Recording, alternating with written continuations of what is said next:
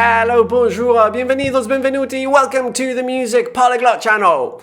Today we're going to look at Mean Something by Lizzy McAlpine. As you probably know by now, we are going to try and learn this exactly as it is on the recording. Now, if you need tabs, don't forget that you have all that and more in the description below.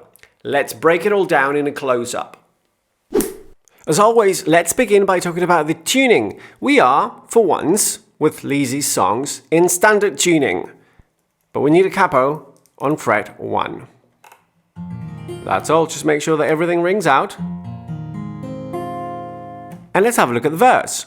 So for the verse, let me play it for you once so that you can see what's going on. 3, 4.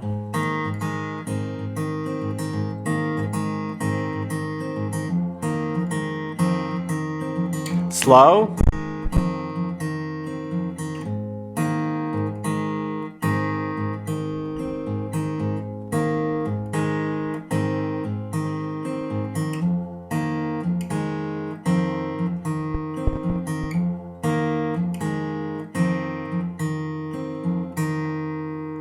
First of all, we have two chords. Let's talk about those two chords. The first one is a G at 9, really. Remember that when we have a capo, we refer to frets counting from the capo. So you have your middle finger on the 3rd fret from the capo, right? And your index on the 2nd fret of the G string, right? And we're finger picking this. So with the right hand, we're playing, thumb plays the bass note on the 6th string, and the index and middle play the 4th and the 3rd strings. Okay, so we're only playing those 3 strings. Right, so that's kind of a power chord with a 9th. We can call that G add 9. That's chord number 1. And what's going to happen is that the top note only is going to move. First from there to taking the index off, to adding the pinky on the 5th fret of the same G string, right? You can use the pinky or the 3rd finger if you prefer. I prefer the pinky, it's more comfortable, right? So without the rhythm, the chords around that G go, right?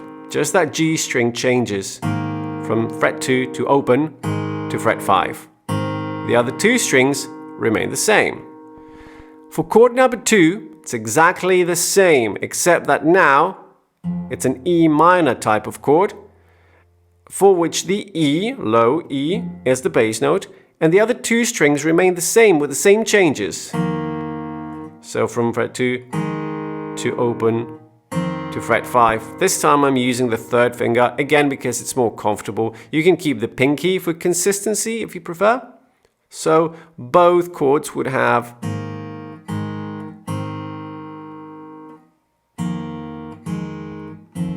right, so that's the idea with the chord shapes. Let's have a look at the finger picking and the rhythm, which is really the trickiest of those things. Let me play you the picking pattern so that you see what's going on. And I'm going to count in so that you see where the beat is. 1, 2, 3, 4.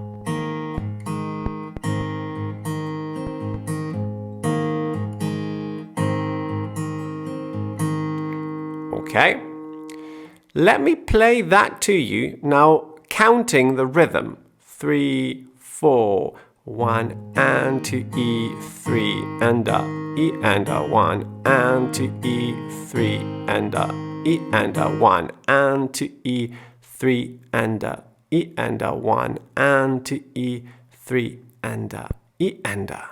Okay. It will save you a lot of time if you try and learn the rhythm first. Even if you don't know how to count using the syllables 1 E and a, 2 E and a, 3 E and a, 4 E and a. Even if you just go da da da da da da da da da da da da da da da da. Learning the rhythm first, independently from the chords, really helps you not overload the brain, right? So we're essentially breaking up what we have to learn into 2 different layers. First the rhythm, and then the notes, chords on top of that rhythm, so that it's not too much to handle, especially in real time. Now we're going to break it down even more, and we're going to break down the pattern into its two halves. So the full pattern goes.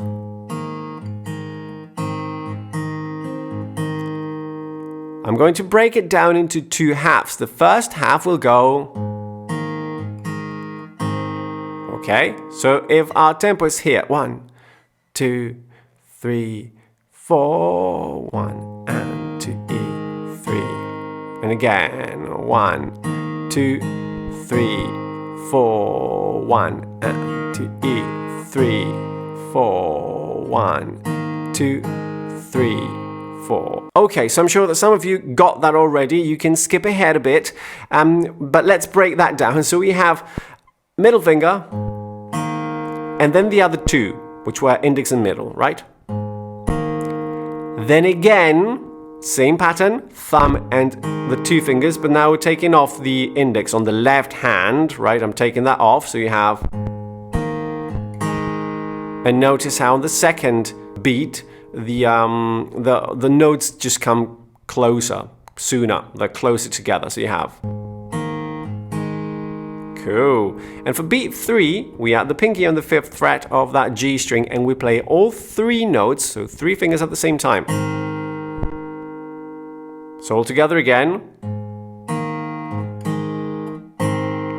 Cool. Practice that a few times until you have it before you dive into the second half. Otherwise, it's too much. Remember that we must break everything down into manageable chunks in order to make sense of things and be able to play it. Otherwise, it's just too frustrating. Let's have a look at that second half then. So we had...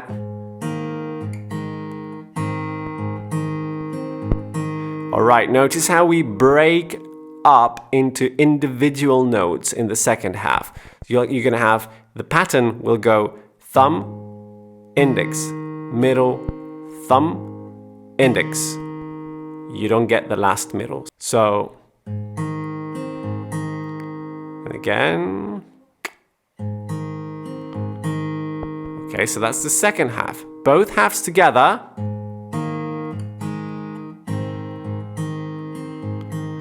and 2, E3 and E and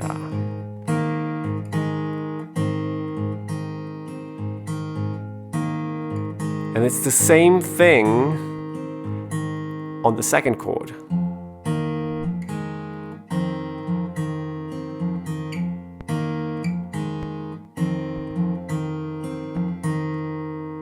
So how's it going so far?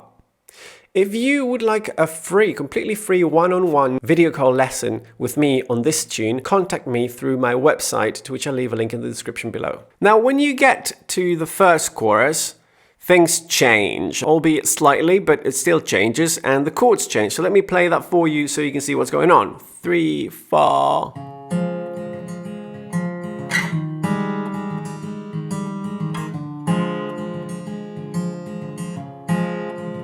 Slow.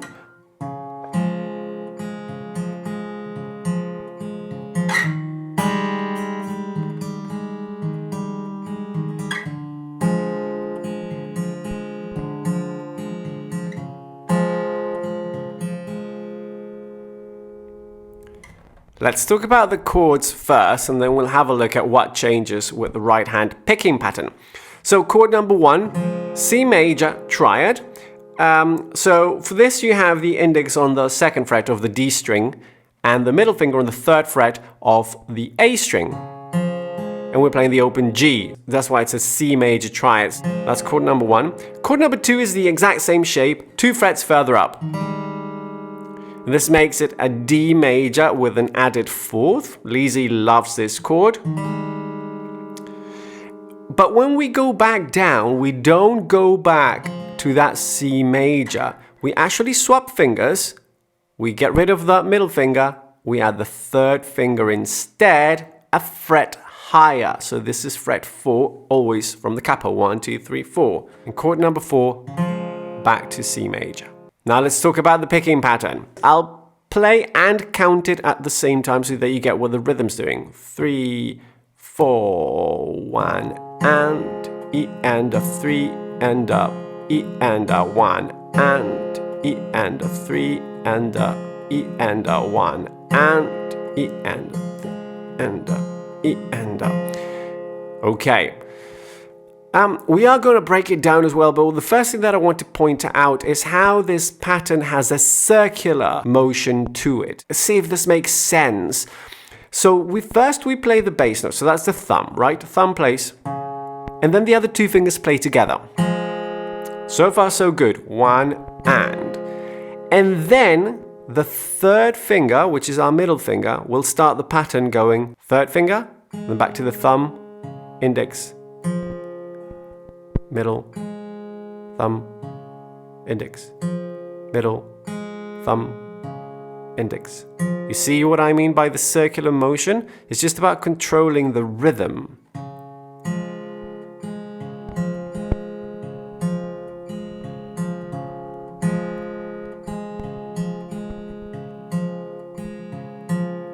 Same thing on the second chord, 1 and.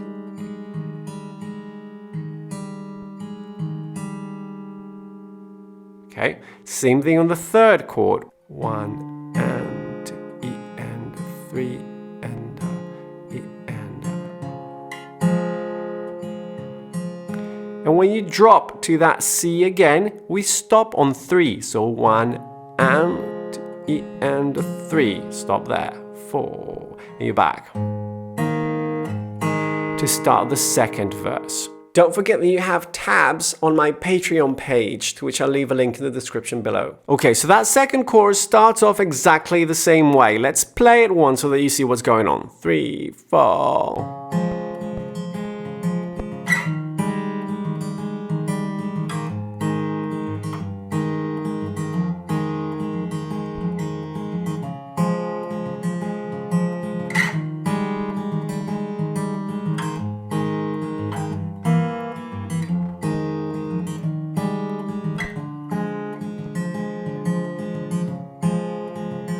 Slow, well, this part is the same. Now, slow.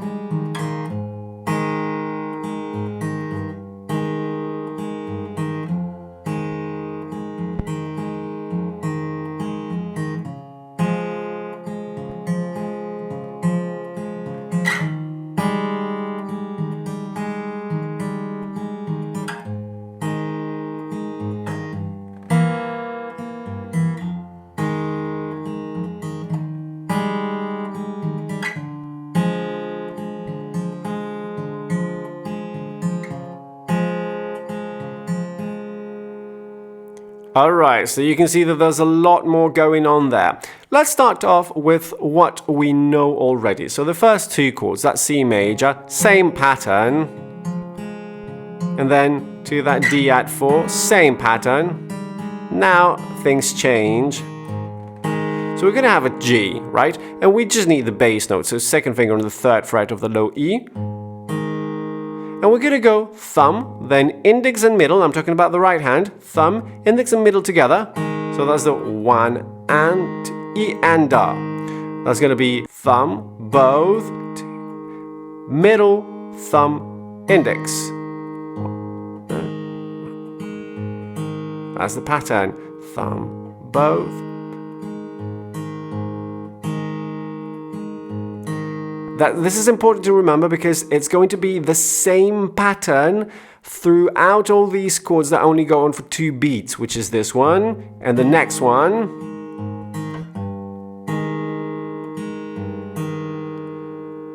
Okay, which is exactly the same as the one before, except that we swap the middle finger for the index on the second fret. Which you could call that a G over F sharp. Then we open that up to an E minus 7 sort of thing.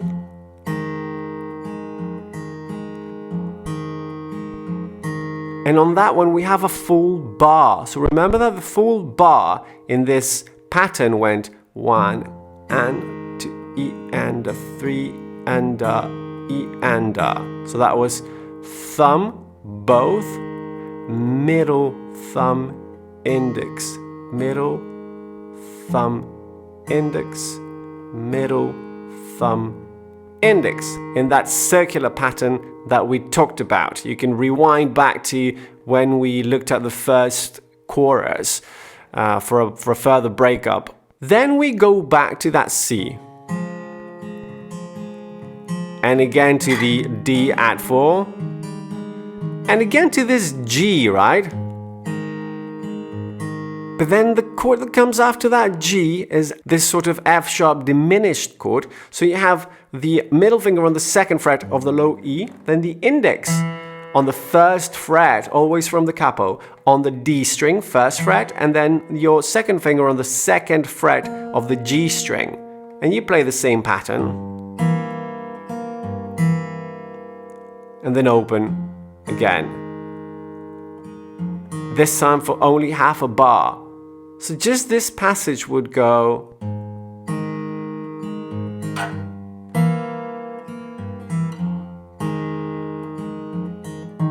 And then you go back to a D add 4, so that was the 5th fret.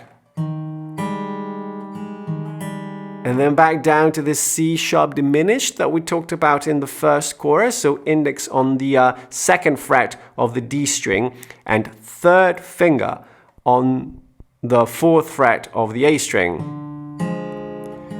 We stay there for the whole bar before we come back down to that C. Hey, so there we have it. That's pretty much it, apart from the very end. See if you can spot the only tiny little added note.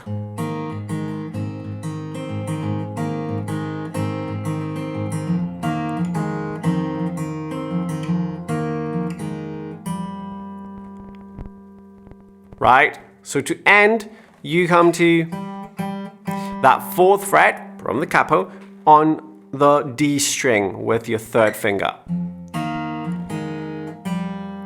And that's it.